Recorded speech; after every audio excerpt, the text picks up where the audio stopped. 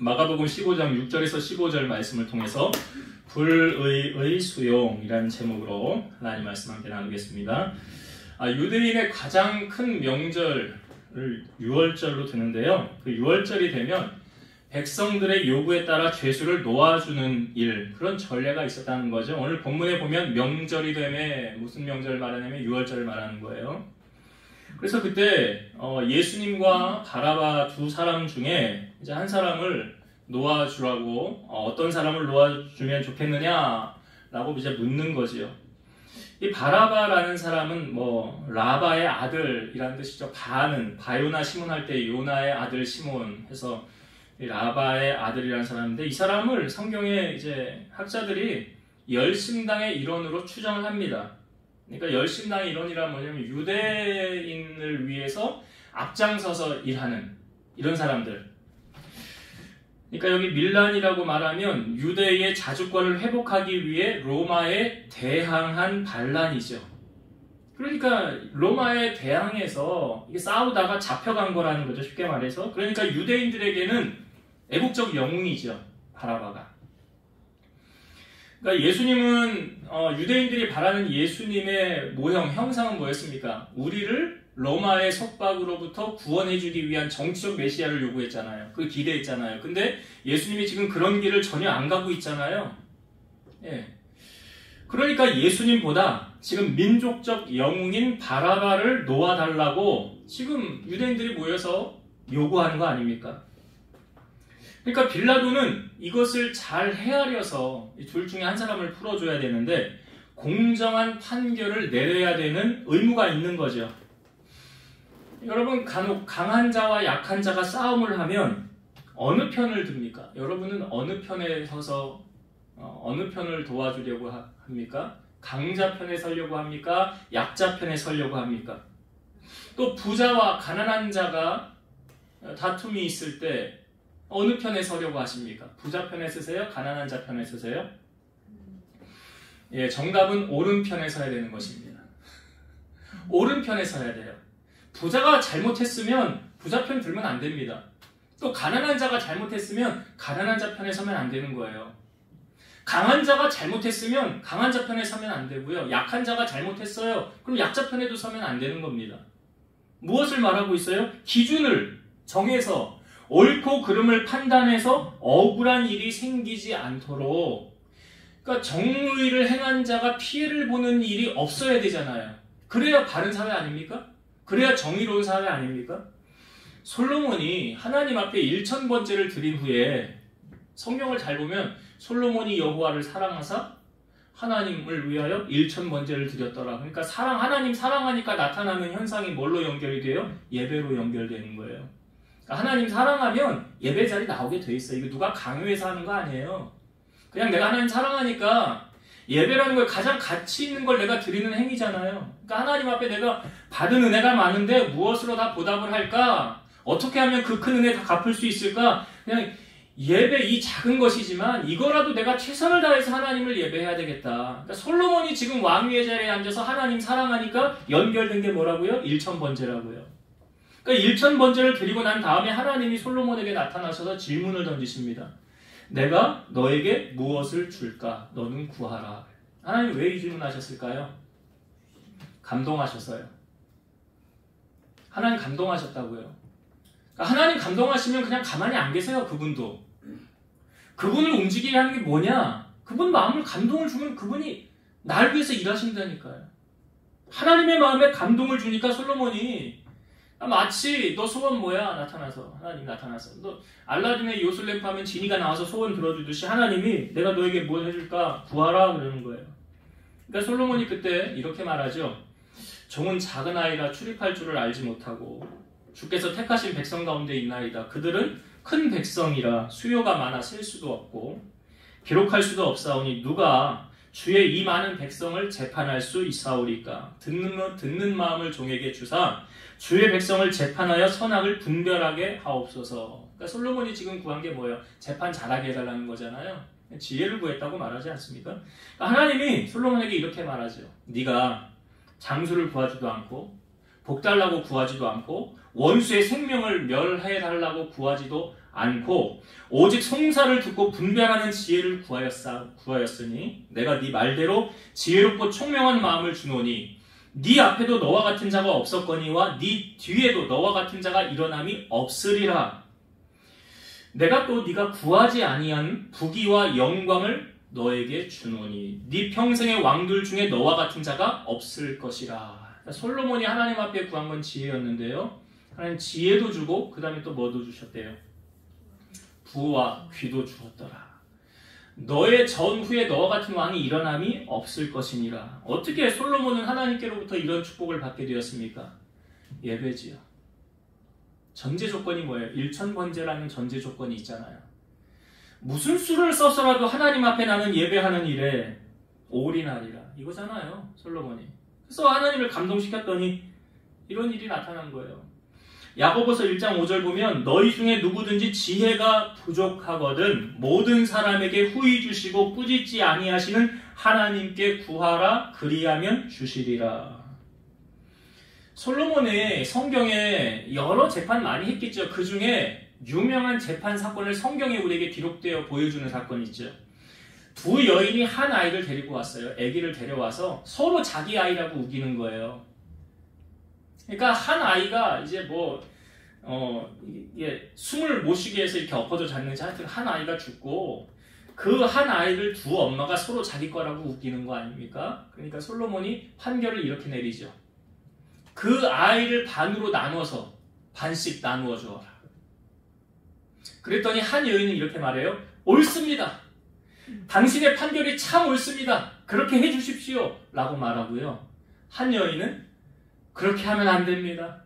그냥 차라리 저 여인에게 이 아이를 주십시오. 라고 말해요. 솔로몬이 판결을 딱 내리죠. 저 죽이지 말고 살려달라고 한 그 여인에게 이 아이를 갖다 주어라. 이 아이의 어머니가 저 여인이니라. 이 솔로몬의 이 유명한 재판이 온 이스라엘에 다 퍼지게 되지 않습니까? 그러면서 솔로몬의 지혜가 뛰어나다는 것을 성경이 우리에게 보여주고 있죠. 하나님 앞에 구하면 주시면 되잖아요. 우리가 하나님의 영감을, 감동을 구해야 되는 것도, 분별을 구해야 되는 것도, 지혜를 구해야 되는 것도 하나님이 주신대요. 지혜는 잠언의 말씀에 보니까 어떤 사람이 얻을 수 있느냐? 여호와를 경외함이 지혜의 근본이다. 하나님 경외하는 자에게 하나님 지혜 주시는 거예요. 경외가 뭔지 아시죠? 네. 하나님을 그냥 뒷방 늙은이 대하듯이 그냥 옆집 아저씨 대하듯이 하는 사람에게는 하나님 지혜 안 주십니다. 경외하는 마음이 있어야 돼요. 두려워하는 마음과 공경하는 마음으로 섬겨야 하나님 지혜를 주시는 거예요. 자, 지금 빌라도는 이제 판결을 내려야 돼요. 바라바를 풀어줘야 되냐? 너희가 유대인의 왕이라고 하는 이 예수를 이제 풀어줘야 되냐? 판결을 내려야 돼요. 자, 그런데 오늘 본문에 보면 예수님이 잘못한 것이 없다는 것을 빌라도가 알고 있어요. 예수님이 이제 이 재판 사건을 사복음서에 다 보여주고 있는데 특별히 요한복음에는 빌라도가 계속 반복해서 하는 말인데 잘 들어보세요. 요한복음 18장 38절. 나는 그에게서, 빌라도가 말하는 거예요. 나는 그 예수에게서 아무 죄도 찾지 못하였노라. 요한복음 19장 4절. 빌라도가 다시 밖에 나가 말하되 보라 이 사람을 데리고 너희에게 나오니 이는 내가 그에게서 아무 죄도 찾지 못한 것을 너희로 알게 하려 함이로라 하더라. 빌라도가 또 말해요. 예수에게서 죄를 찾지 못했다. 요한복음 19장 6절 하반절. 너희가 친히 데려다가 십자가에 못 박으라. 나는 그에게서 죄를 찾지 못하였노라. 이걸 계속 반복해서 빌라도가 하는 말이 뭐예요? 나는 예수에게서 죄를 못 발견했다는 거예요. 오늘 우리 본문은 짧게 나오지만 이 10절의 말씀에 보면 오늘 본문의 10절을 한번 다시 볼까요?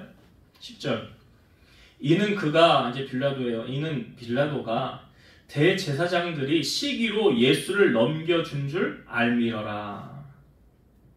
그러니까 예수를 지금 대제사장들 이 사람들이 와서 시기해서 예수를 넘겨줬다는 거예요. 어떤 분명한 잘못을 가지고 이 사람을 넘겨준 게 아닌 것을 빌라도가 알아요? 몰라요? 안다는 거예요. 이 사람 죄 없다는 거예요. 안다는 거예요. 자, 여러분, 잘못된 것을 알고 그냥 눈 감아주면 죄 짓는 거예요? 안 짓는 거예요? 짓는 거죠. 잘못한 거를 알아 뻔히. 근데 눈 감아줬어요. 그러면 그 사람은 잘못한 거니까 그 사람은 당연히 죄를 진 거고, 나는 그 사람이 잘못한 걸 아는데도 그냥 덮어준 건 동참해서 똑같이 죄를 짓는 거야. 그러니까 우리가 뭐 음주운전 해가지고 걸리면 그 옆에 조수석에 탄 사람한테 죄를 왜 묻습니까? 왜 묻는 거예요? 방조했다는 거잖아. 동참했다는 거잖아. 이번에 그 연예인 그 음주 사건 때문에 그 연예인들 그 계속 불려가서 조사받고 하는 게 그 왜 그런 거예요? 너도 같이 있었잖아. 너도 같이 동조한 거 아니야? 똑같이 죄를 처벌해야 되는 거 아니야? 그거잖아요. 그러니까 잘못한 걸 알고도 눈 감아주면 나는 아무것도 안 했으니까, 나는 그냥 덮어줬으니까 나는 죄 없겠지. 성경은 그렇게 말하지 않아요. 우리가 사도신경을 고백할 때마다 늘 등장하는 이름이 있어요. 오늘 본문에 나오는 빌라도. 빌라도는 얼마나 귀가 아플까요? 우리가 사도신경을 할 때마다 한 번씩 그의 이름을 거론하니까요. 이 빌라도가요, 나중에 보니까 저기 로마로 갈 때, 다시 이제 본국으로 돌아갈 때 이 사마리아인들의 학살 사건 때문에 로마로 소환되어 갈 때 거기서 자살을 했다라고 기록이 되어져 있어요. 자살했으면 어떻게 되는지 아시잖아요. 그의 결론이. 지금 오늘 우리가 빌라도를 보면서 뭘 우리에게 메시지로 주고 있습니까? 크리스찬이라면 정의의 편에 서야 된다. 불법이 난무하고 정의가 상실되는 이 시대 속에서도 빛의 자녀들은 어둠을 물리치고 어둠과 타협하는 것이 아니라, 여러분 보세요. 빛이 가면 어둠은 어떻게 되게 돼 있어요? 떠나가잖아요. 물러가잖아요. 그러니까 크리스찬이 세상 속에 살면서 세상의 어둠 속에 들어갔을 때 그 빛을 잃으면 그 진정한 크리스찬 아닙니다. 그렇잖아요. 너희는 세상의 빛이라, 세상의 소금이라고 했는데 빛이 어둠에 딱 갔는데 똑같이 어둠하고 있어. 그럼 크리스찬이에요? 아니에요? 아니지요. 빛을 다 잃었는데 무슨 크리스찬이에요? 그러니까 구별된 삶을 살아가야 되는 거죠. 빛의 자녀가 어둠이 있는 데 가면 그 어둠이 떠나가야 되는 거죠. 어둠이 물러가야 되는 거죠. 그래서 그 사람으로 말미암아 하나님의 나라가 확장되어져 가야 되는 것이고, 그걸 통해서 하나님이 영광을 받으시도록 해야 진정한 크리스찬이죠. 여러분, 세상에 처음 죄가 유입되었을 때를 한번 잘 보세요. 하와가 선악과 옆에 갔을 때 뱀이 유혹하지요. 어떻게 유혹했어요? 너 이거 먹으면 하나님처럼 된다. 아니야, 그거 먹으면 죽는다고 그랬어. 아니야, 하나님이 너 하나님처럼 될까봐 못 먹게 하려고 그러는 거야. 결국 그 게임에 넘어갔잖아요. 그걸 먹잖아요. 그리고 그 옆에 아담에게도 주잖아요. 아담에게도. 만약 하와가 하나님의 말씀에 좀 깨어 있었더라면, 민감하게 반응했었더라면, 아니, 하와가 넘어가더라도 아담은 깨어 있었더라면, 그 아담도 마찬가지 아닙니까? 아니, 아담이 하와가 줄 때 안 돼, 이거 하나님이 먹으면 안 된다고 그랬어. 먹지 말라고 그랬잖아. 다른 건 다 해도 되는데 이거 한 가지 하지 말라고 그랬잖아. 그랬다면 이 땅에 죄가 유입되지 않았겠죠. 그 말씀에 불순종한 거 아닙니까? 그러니까 우리가 이 땅에 살면서 여러분, 뭐 힘 있다고, 권력 있다고, 재력 있다고 무조건 편 드는 것이 아니라, 또 약자라고 무조건 편 안 드는 것이 아니라, 아니 뭐 그 반대라 할지라도 분명한 것은 옳고 그름을 분별할 수 있는 지혜가 있어야 되는 거죠. 이것은 옳은 거야, 이것은 옳지 않은 거야 라는 기준이 있어야 될 거 아니에요. 그런 기준이 없다 보니까, 이게 뭐냐면 기독교적인 가치관이잖아요. 기독교적인 세계관이 없다 보니까 이건 죄인지 아닌지, 이건 해도 되는지 안 되는지, 이걸 분별을 못하는 거잖아요. 그러니까 이 세상 속에서 분명한 사실은 하나님은 옳고 그른 것을 분명하게 보고 계신다는 거죠.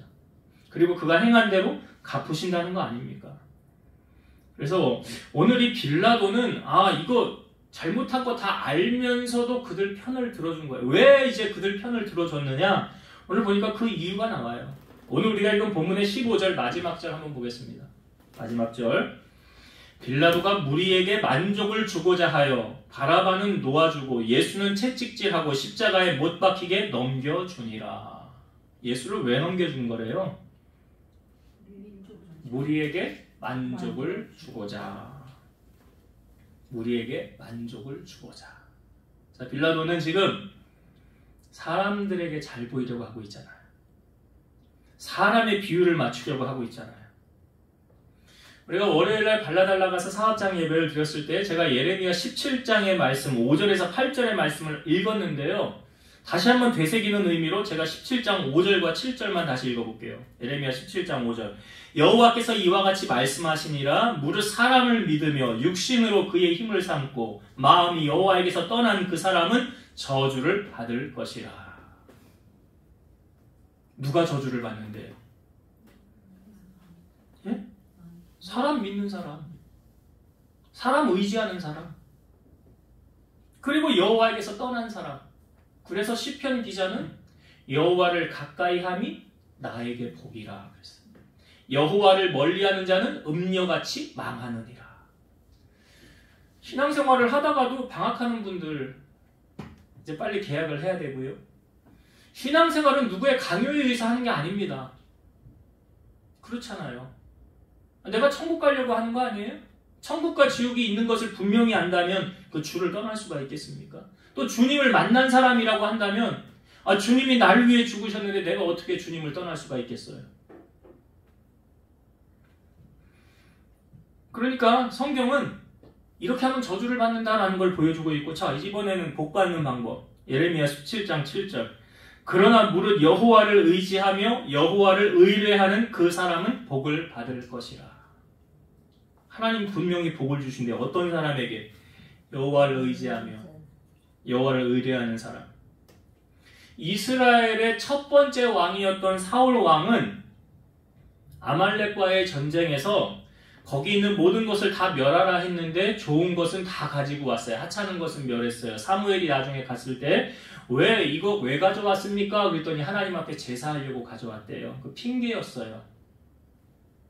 제사하려고 가져왔대. 그때 사무엘이 하는 유명한 말이 순종이 제사보다 낫다라는 말이 거기서 나온 거고, 이제 실상 그의 마음을 얘기하는 게 사무엘상 15장 24절이에요. 사울이 사무엘에게 이르되 내가 범죄하였나이다. 내가 여호와의 명령과 당신의 말씀을 어긴 것은 내가 백성을 두려워하여 그들의 말을 청정하였음이니이다. 사울은 뭘 두려워했어요? 네, 백성을 두려워했어요. 그러니까 선택이요. 하나님을 선택할 거냐, 백성을 선택할 거냐. 거기서 사울이 선택한 건 백성을 선택했어요. 근데 생각해보세요, 여러분. 사울을 왕으로 세우신 이가 누구예요? 백성이에요? 하나님이에요? 왜 그걸 몰라? 왜 그걸 모르냐고. 하나님이 자기를 왕 세웠는데 왜 백성의 비율을 맞추고 있냐고 지금. 그러니까 사무엘상 15장 26절. 사무엘이 사울에게 이르되 나는 왕과 함께 돌아가지 아니하리니 이는 왕이 여호와의 말씀을 버렸으므로 여호와께서 왕을 버려 이스라엘 왕이 되지 못하게 하셨음이니이다 하고. 뭐래요?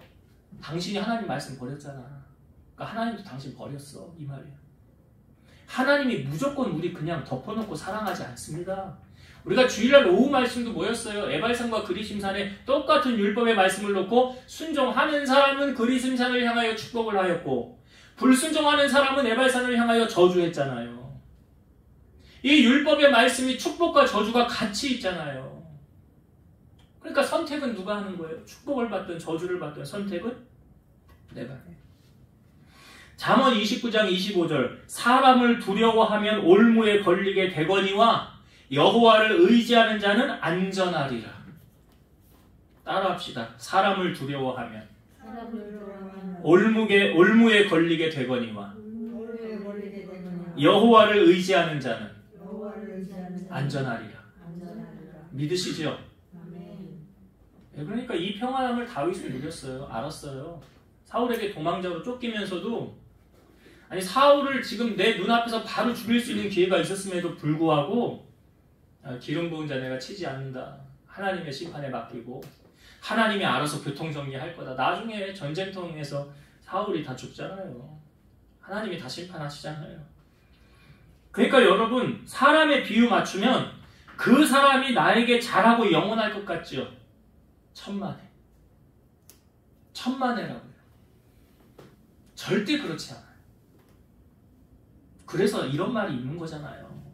사람은 의지할 대상이 아니라 사랑할 대상이다. 믿으리는 누구밖에 없다?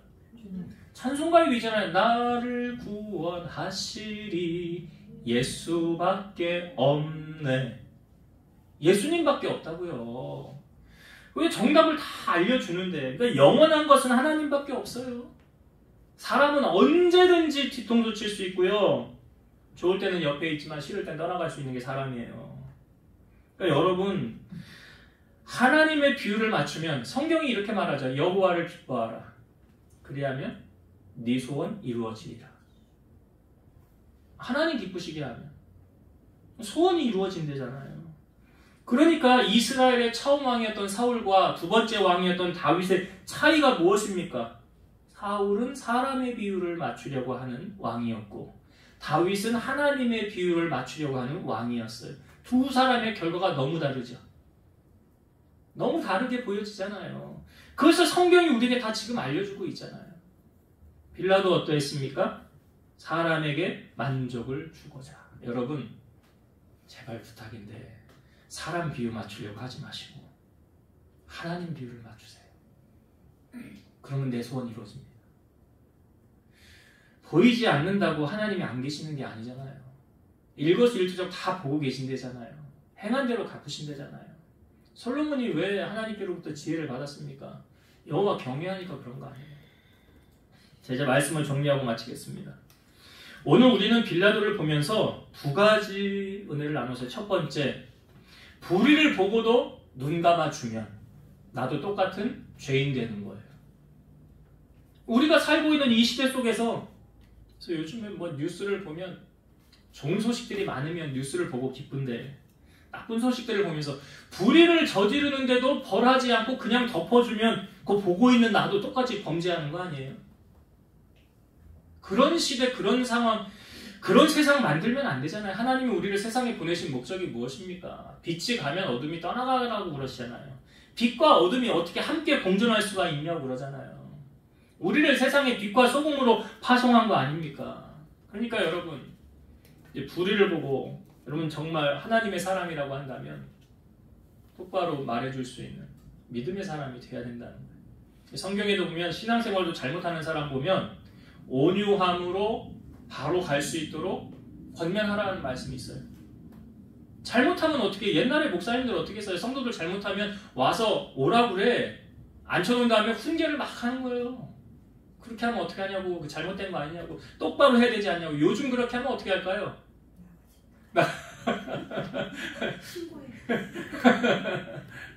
시대가 달라지긴 했지만, 시대가. 아유, 그래요. 아무튼 우리가 신앙생활 할 때 알고 똑바로 해야 된다. 정의와 불의는 타협할 수 없다. 물과 기름은 섞일 수 없는 거예요.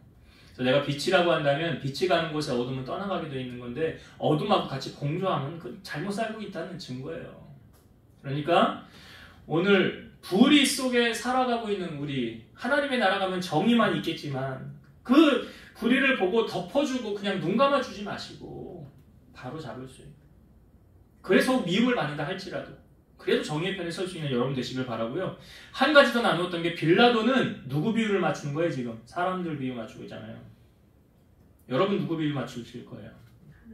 하나님 비유 맞춰야 되는데. 할렐루야. 됩니다. 하나님 비유 맞춰야 됩니다. 할렐루야. 그 뒤에 말은 제가 못 들은 걸로 할게요.